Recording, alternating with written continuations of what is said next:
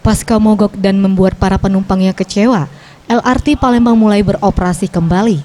Antusias masyarakat untuk mencoba moda transportasi baru ini tidak surut. Rute perjalanan yang dimulai dari Terminal Jakabaring sampai bandara ini, ternyata cukup banyak masyarakat yang ingin mencoba transportasi solusi kemacetan ini.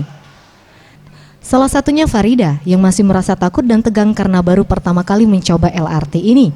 Namun setelah melalui perjalanan, setelah mencobanya dirinya mengaku cukup menikmatinya. Dengan naik LRT ini, tidak terjebak macet, ditambah ongkos yang cukup terjangkau. Ngerasain, baru mau akan. Tapi ngapo pengen naik LRT? Pengen nyobain. Pengen nyobain. Kan baru pertama kali di Palembang. Ada rasa cemas gak, Bu? Udah biasa.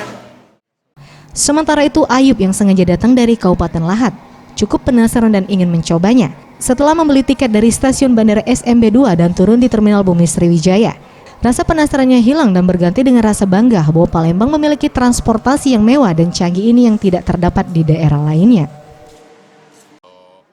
Ini apa? Was-was. Iya, was-was. Karena baru pertama kalinya juga mungkin. Iya, sengaja memang. Kami kan dari Lahat. Oh, Lahat. Iya. Untuk harga tiket LRT ini dijual Rp10.000 per satu kali naik. Rencananya, selama Asian Games 2018, LRT ini menjadi salah satu transportasi para atlet yang bertanding di Palembang. Tim Liputan, Sriwijaya TV.